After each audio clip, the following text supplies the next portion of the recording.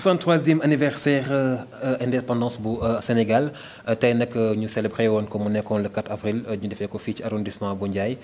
ku ci mel ni fii ci sous-préfecture waaye nag ñu amale ko fii ci Ross Béthio ba tax na cérémonie bi ni mu demee lépp dinañ ko gis fi nga xamante ne moo di Carrefour Média TV dinañ leen wan lépp loo xamante ni am na fa lépp loo xamante ni déroulé na fa dinañ leen ko wan kon nag gars yi ñu wax da ngeen ñun di ñaan da ngeen gën a wéy di connecté di gën a wéy di abonné comme ni ñu leen ko waxee woon Carrefour Média TV fépp lu xew-xew am fépp foo xamante ni am na njëriñ ci Sénégal dinañ fa dem ngir wan leen ko tey nag ñu ngi fii ci Ross Béthio waaye nag di leen wan cérémonie bi nga xamante ni moom moo fa amoon ci arrondissement bu Ndiaye ñu war fàttali ni rek ni arrondissement bu Ndiaye gëj nañu wala boog Sénégal sax gëj nañu amal célébration bu mel noonu depuis ci Covid bi depuis 2019 lañu gëj dañ ko gëj a def ren nag ñu daal di ko reprendre mu am ay changement am yu bees yoo xamante ni sax commencé woon na ci le 3 ci guddi gi lu ci mel ni li nga xamante ni mooy retrait du flambeau gars yi def nañ ko ci guddi gi loo xamante ni c'est ci innovation yi la bokk daal di wër mbedd yi nga xamante ne ñoo nekkee fii ci Ross Béthio bi ñu xëyee itam le 4 ñu daal di commencé li nga xamante ne moo di cérémonie bi mu daal di am am na ay défilé yi nga xamante ne militaire ak civil def nañ ko am na ay majorette lépp rek dinañ leen ko wan am na discours yi nga xamante ne monsieur le maire de la commune de Ross Béthio fi nga xamante ne fa la xew-xew bi di amee daal dina koy def ki nga xamante ne également moo di sous-préfet bu Ndiaye sous-préfet arrondissement bu Ndiaye di madame Oumou Diamanka daal dina koy def lépp rek dinañ leen ko wan fii nga xamante ne moom moo di Carrefour Média TV kon nag gars yi à tout à l'heure.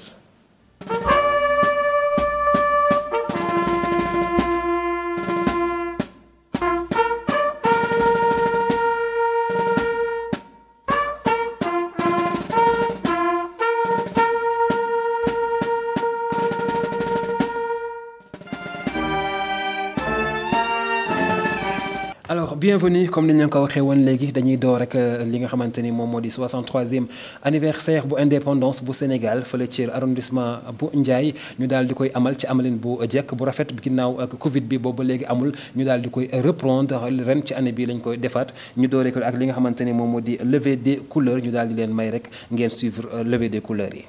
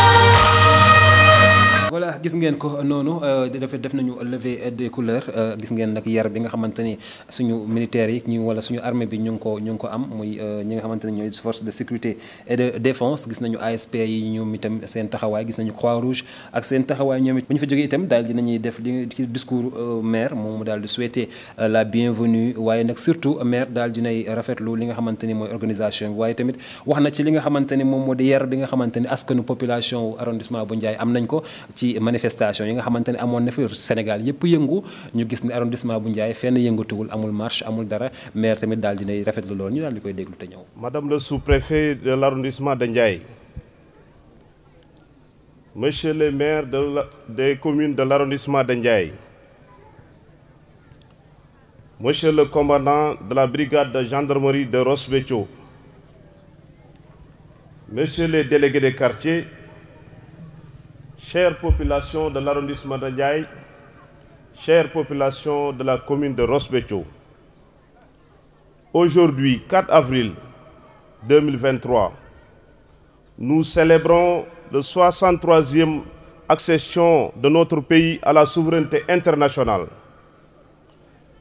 Permettez-moi d'abord de souhaiter la bienvenue à tous ceux qui viennent des autres localités de l'arrondissement hors de la commune de Ross Béthio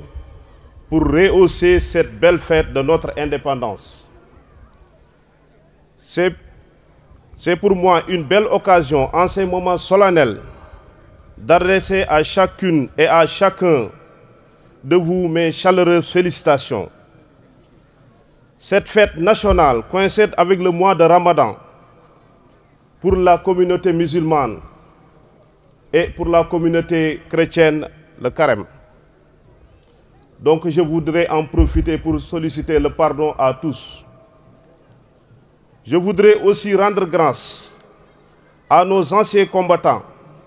à qui le souvenir de leur sacrifice demeure gravé dans nos mémoires. À vous, nos armées, force vitale de la nation, qui êtes à l'honneur aujourd'hui. Je voudrais, à travers le commandant de brigade de la gendarmerie de Ross Béthio, à qui nous saluons à sa juste valeur, ces prestations qu'il livre au quotidien pour la sécurité des personnes et des biens. Vous signifiez notre satisfaction et notre fierté. Je salue votre fidélité à la symbiose armée-nation, votre attachement aux valeurs de la République et des institutions et vos qualités. Je profite de l'occasion pour saluer l'excellente prestation en matière de sécurité de nos braves ASP, agents de sécurité de proximité. Je voudrais aussi décerner une mention spéciale à son Excellence, le Président de la République, M. Macky Sall, qui, face à la montée des périls, a instauré une politique dynamique de sécurisation du territoire national à travers l'implantation de nouvelles unités jusque-là dans des zones les plus excentrées, afin de mieux affirmer la souveraineté de l'État et assurer la sécurité des personnes et des biens de tous les Sénégalais. Aussi, je voudrais inviter Madame le sous-préfet de Ndiaye, à qui je félicite pour la belle organisation de cette cérémonie solennelle, d'attirer l'attention de la plus haute autorité sur la nécessité d'installer un commissariat de police, d'un groupement de sapeurs-pompiers et d'une unité de service d'hygiène au niveau de la commune de Ross Béthio qui polarise l'ensemble des communes environnantes. Enfin,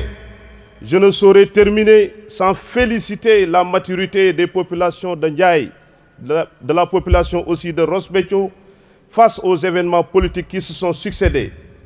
Une maturité marquée par l'unité autour des intérêts supérieurs de la ville. Je vous remercie de votre attention. Vive Ross Béthio, vive le Sénégal, vive la République.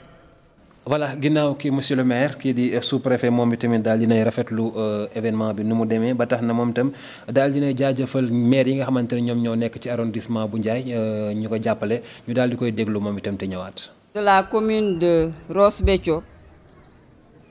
messieurs les représentants des maires des communes de Diama, Nit, Ronk, Rosso Sénégal, Madame le colonel Samb de la réserve communautaire du Ndiayel, messieurs les commandants de brigade de gendarmerie de Diama, monsieur Mbaye, de Rosso, monsieur Ndeki, de Ross Béthio, Mbaye Thiaw. Mesdames, Messieurs les conseillers municipaux des 5 communes de l'arrondissement de Ndiaye, Mesdames, Messieurs les chefs de services locaux, SAED, CPDT, SEDAF et j'en passe, Messieurs les représentants des institutions financières, Messieurs les partenaires de l'administration territoriale, Messieurs les autorités religieuses et coutumières, chers invités, vous êtes tous salués en vos rangs et qualités.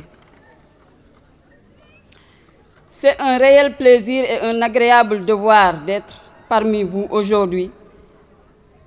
pour sacrifier à cette tradition séculaire démarrée depuis l'accession de notre pays à la souveraineté internationale en 1960. Permettez-moi donc, en cette 63e célébration de notre fête nationale, de vous adresser mes chaleureuses félicitations. En cette semaine sainte marquant la fin du carême, je souhaite joyeuse Pâques à nos frères et sœurs chrétiens Et j'en profite pour également souhaiter un bon mois béni de Ramadan à tous les fidèles musulmans.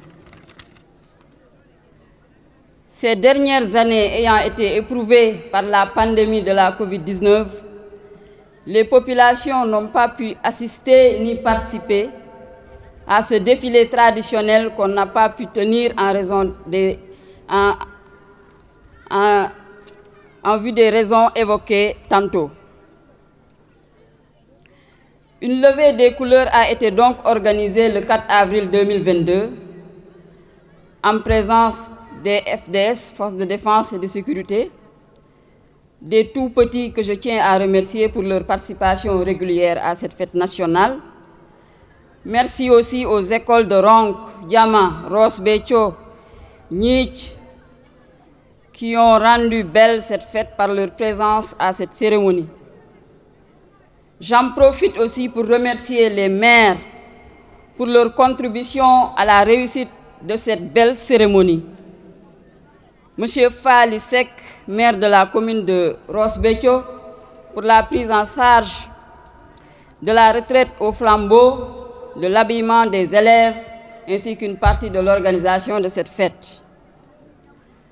Remerciements appuyés aux sapeurs-pompiers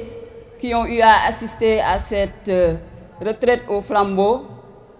J'en profite pour remercier le major Goudiaby du centre de secours d'incendie de Richard Toll, ainsi que le commissaire Dembatine qui a bien voulu mettre à notre disposition 10 ASP pour le service d'ordre d'aujourd'hui. J'en profite pour remercier tous les ASP de l'arrondissement qui n'ont ménagé aucun effort pour la réussite de cette fête. Je remercie le maire Amadou Tidiane Ndiaye de la commune de Ronk pour l'habillement des élèves ainsi que sa participation pour la réussite de cette fête. Le maire de la commune de Rosso Sénégal, M. Cheikh Gueye, pour l'habillement aussi des élèves et sa participation pour cette fête. Merci à tous les défilants et à toutes les bonnes volontés qui ont rendu belle cette cérémonie. Au commandant de brigade de Ross Béthio pour l'excellente organisation. Merci aux gendarmes de la brigade de gendarmerie de Ross Béthio pour l'organisation de cette fête. Merci à tous les invités et à ma famille ici présente. Je ne saurais occulter le sens ô combien profond du thème de cette année qui devrait pousser tout un chacun à préserver l'environnement. Force de défense et de sécurité et préservation des ressources naturelles. L'arrondissement de Ndiaye, qui a la chance de bénéficier de forêts classées, du parc national des oiseaux du Djoudj, de la réserve intercommunautaire du Ndiaël, de la réserve de Toj, sans oublier les mises en défense. Dans la préservation des dites ressources, n'oublions pas que l'écosystème englobe toutes les zones, surtout celles mises en valeur sur le plan agricole, à préserver des substances nocives, à protéger aussi les plans d'eau. Ainsi, en ma qualité d'autorité administrative représentant de l'État, dont la tâche régalienne est celle d'assurer la sécurité, la sûreté et la quiétude de tous les citoyens, notre rôle sera joué avec tous les acteurs de l'environnement. Merci donc au service des eaux et forêts, ici représenté par le colonel. Je n'oublie pas le commandant Ndoye Empêché, ainsi que le commandant du parc national de Djoudj, commandant Diagne.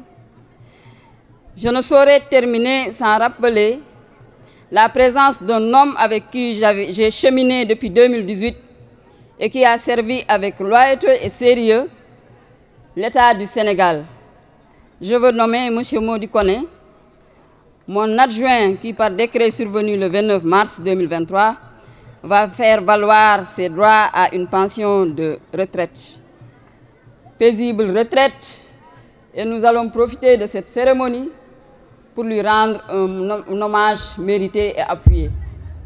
de par ses différentes activités qu'il a eu à mener en mon nom et au nom de Monsieur le Président de la République que nous représentons tous et que nous tenons à féliciter aussi pour nous avoir permis d'organiser cette année-ci des défilés avec les civils comme cela se fait habituellement. Merci à Monsieur le Président de la République, Monsieur Macky Sall, à Monsieur les membres du gouvernement, particulièrement au ministre de l'Intérieur que nous représentons. Nous leur souhaitons une très belle fête. Merci à tous d'être venus ici. Agréable journée. Déwénati, je vous remercie de votre aimable attention. Voilà kooku moom moo di sous-préfet bu Ndiaye bu arrondissement bu Ndiaye madame Oumou Diamanka moom itam rafetlu na comme ni ñu ko waxee maire yi waaye itam bi ñu si jógee ci loolu nag ci la défilé yi daal di commencé défilé militaire ak civil gis nañu militaires yi Croix-Rouge ñoom itamit daal dinañuy défilé ñi nga xamante ne également ñoom ñoo di école yi daal dinañuy ñoom itam école football yi école français yi école arabe yi ñoom ak école élémentaire yi yëpp daal dinañuy ñuy daal di défilé case des tout petits gis nañu également bajjen gox yi waaye itam anciens combattants ñi leen représenté seen i sët daal di nañuy ñoom tamit daal di défilé ba ci délégué de quartier ñoom tamit défilé nañu. ñi gën a taaral bés boobu nag mooy suñu mbokku naar yi nga xamante ne ñoom ñëw nañu daal di défilé daal di wane seen i culture ñu daal di dem rek te ñëw ak suñu technicien bi daal di suivre.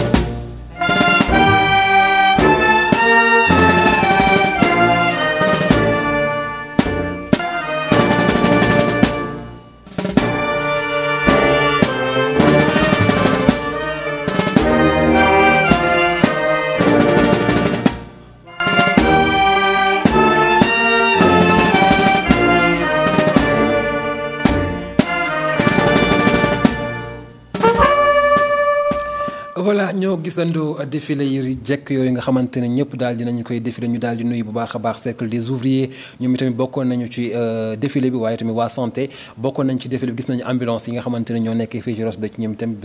gis ngeen leen noonu ci défilé bi la ñu bokk ba ci moto Jakarta yi ñoom itamit ñu leen di jaajëfal bu baax baax di leen nuyu ñoom seen liggéey rafet na ci dëkk bi ndax foo war a dem rek ñoom ñoo lay yóbbu ñu fàttali leen rek muy 63e anniversaire